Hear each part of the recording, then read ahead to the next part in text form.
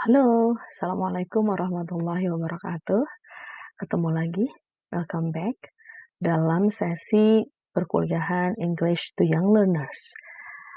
Kali ini we are going to discuss about teaching speaking to young learners. Ya, kemarin setelah kita bahas sampai habis ya teknik pembelajaran listening terhadap young learners, kita sekarang fokusnya ke speaking. Oke. What in the next slide is, ini teorinya. What is speaking for the young learners? Speaking is one way for them to play. Ingat-ingat play. Kata kunci pada pembelajaran terhadap anak-anak itu adalah playing. Ya. In this case is playing with sounds and words. Playing. Jadi tidak dianjurkan untuk membawa anak-anak kita pada learning, pembelajaran, tapi playing, ya. Dunia mereka adalah dunia bermain, jadi bawa itu ke suasana yang mau kita berikan, treatment yang mau kita berikan. They learn the power of their spoken words and observe how a word can impact an adult's feeling and how they respond to that kind of words. Mereka, anak-anak kita ini, belajar tentang power of their spoken word, kekuatan kata-kata yang mereka keluarkan dari mulut mereka, dan observe how a word can impact, bahwa pada saat mereka berbicara, ternyata impact-nya ya ada ya terhadap, kalau di sekolah mungkin terhadap ibu gurunya semua. Jadi mereka bilang apa, ada impact-nya terhadap apa yang mereka bicarakan kepada gurunya, ada respon. Hanya itu saja, ya. Jadi tidak usah terlalu berekspektasi atau berharap tinggi pada proses pembelajaran speaking untuk anak-anak PAUD, tapi fokusnya tetap everything is playing for them. Untuk mereka semuanya itu bermain. Maka dari itu di sini ada ya, one way for them to play, again and again playing. Paham? Okay. These are the importance of teaching speaking. Pentingnya mengajarkan mereka untuk speaking. Speaking is the way they communicate about what they want or need. Kita rangsang mereka untuk berbicara atau menyampaikan apa yang mereka mau atau yang mereka butuhkan. Gitu ya. And then the second is how they respond to the adults when they tell them what is good and bad.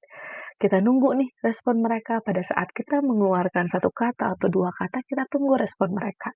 Ya, whether it is good or bad. Pokoknya kita menikmati aja proses mereka, apa yang mereka dapatkan gitu. Pada saat kita berbicara dua kata, mereka responnya gimana? Kan seni mengajar anak-anak ada di sana kan ya sebenarnya. Yang terakhir, prepare the young learners to face the globalization since they were young.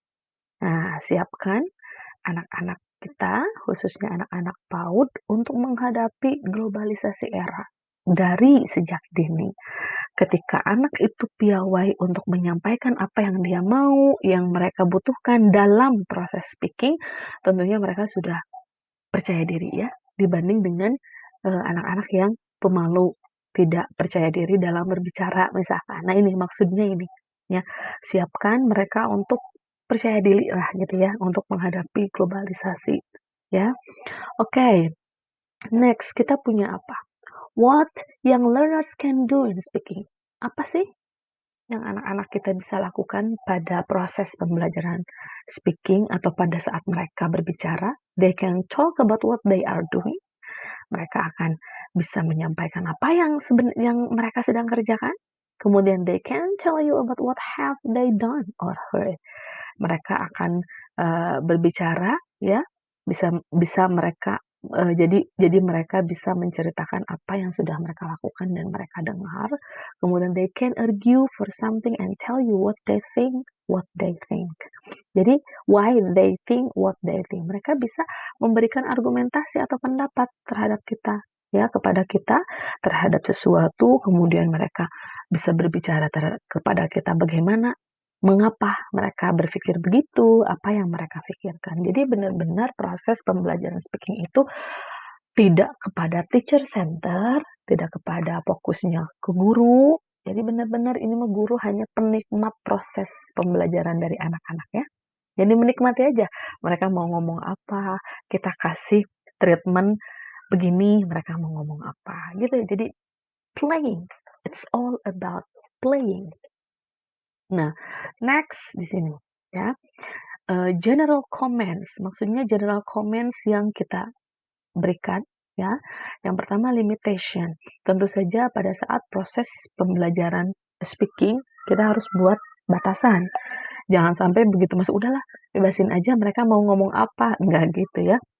Bawa satu tema, misal tentang ya again and again warna, misalkan tentang warna gitu. Kita ini rangsang mereka buat cerita warna favoritnya atau apa ya. Yang kedua we don't know what they want to say karena kita nggak tahu mereka mau menyampaikan apa dari misalkan kita rangsang warna. Kemudian finding the balance, maksudnya adalah kita arahkan ke mereka bahwa oke, kamu harus suka warna ini, bukan harus suka, ternyata kamu suka warna hijau karena kamu tadi sukanya daun misalkan. Sambung-sambungin. Kemudian yang terakhir correction, cara bacanya ya, misalkan dia bilang I like green, not green, green, dikoreksi sama kita. Oke, paham ya? Kemudian ini sebelum kita ke teknik, di sini ada presenting new language orally. Karena kita mau mengajar mereka tentang new language, bahasa baru. Nah, presenting new language orally speaking itu. Kita tidak mengenalkan mereka kepada buku, tapi kita mengenalkan mereka kepada oral. Bagaimana cara mengucapkan, bagaimana teknik mengucapkan kata, bagaimana mereka bisa berekspresi ya, berbicara apa yang mereka mau gitu. Melalui apa? Yang pertama, through the pupils or students. Maksudnya adalah rangsang mereka. Misalkan mau tadi ngajarin warna. Oke, what is your favorite color? Bingung nih si barudak. Warna kesukaannya apa? Nggak apa-apa pakai bahasa ya. Tidak langsung ke bahasa Inggris, tapi lebih bagus adalah kita tanpa menggunakan bahasa ibu. Jadi langsung kepada pembelajaran bahasa Inggris. What is your favorite color? Si anak bingung kan. Apa Bu Guru? Pak, warna favoritnya apa? Nah, gitu ya. Green misalkan atau hijau atau apa. Baru kita bawa ke materi yang mau kita sampaikan misalkan tadi tentang warna. Kemudian using a mascot. Pada saat kita mengajarkan materi, kita bisa menggunakan using a mascot. Mascot itu boneka yang misalkan khusus di maskotnya atau apa ya, boneka maskotnya Kota Bandung. Apa? Kan ada bonekanya khusus ya. Terus kemudian maskotnya mungkin di sekolahnya ada maskotnya. Nah, boleh memakai itu. Jadi ngomongnya tidak kita tapi menggunakan itu. Kemudian drawings melalui gambar. Ya, bisa dari gambar kita rangsangnya kemudian jadi silhouette ya, silhouette itu gambar siluet ya, boleh. Kemudian puppets seperti wayang ya, boneka dari kertas. Itu yang ngomongnya. Ya, jadi rangsangnya begitu. Ya, jadi beragam sekali caranya untuk presenting new language, untuk memberikan materi atau treatment yang baru, ya materi baru terhadap anak-anak pada saat di kelas. Oke, next kita punya apa? Nah, kita kembali ke metode ini yang paling penting yang harus dipahami semua. Metode atau teknik ini dalam mengajar speaking itu bisa sing songs, bernyanyi, itu juga speaking loh. Ya, not only listening. Kemarin kita sudah bahas metode listening, ada sing a song. Bisa speaking juga, ya. Kemudian tongue twister nanti kita jelaskan di akhir. Kemudian rhymes or poems, puisi, kita jelaskan di akhir. Retell story seperti kemarin, ya. Kita retelling stories, membacakan cerita lagi, sama seperti yang listening kemarin. Jadi retelling story itu bisa dua, anak-anak dapatkan speakingnya sama listeningnya. Perform role plays, bermain peran. Ini juga sama acting out dialogues ya, ada dialog tapi dia sebagai perannya sebagai siapa. Oke, kita bahas satu-satu dari metode ini. Ini contoh berdasarkan poem ya. atau puisi tentang alfabet. Misalkan A. Nah, ini kita bacanya kayak puisi ya. A. A was once an apple pie. Apple pie, apple whitey, gitu ya. Apple tidy, apple pie, nice inside apple pie. B. B was once a little bear beery, bear wary, bear hairy, bear beery, tacky carry, and little bear. Itu poem katanya ya. Ini contoh tentang pembelajaran puisi. Puisinya tentu saja disesuaikan. Makanya ini puisinya singkat banget tentang alfabet A apa. Paham? Sekarang ini contoh yang tadi tentang dialog. Yang ini ya, acting out dialog expression. Kita belajar tentang dialog, misalkan saya jadi gurunya, anak-anak jadi muridnya. Gitu sih gampang ya. See you next week. See you too, Miss. Good morning, student. Good morning, Mrs. Nah, ini diajarin. Nah, gitu ya. Gampang itu, Maya.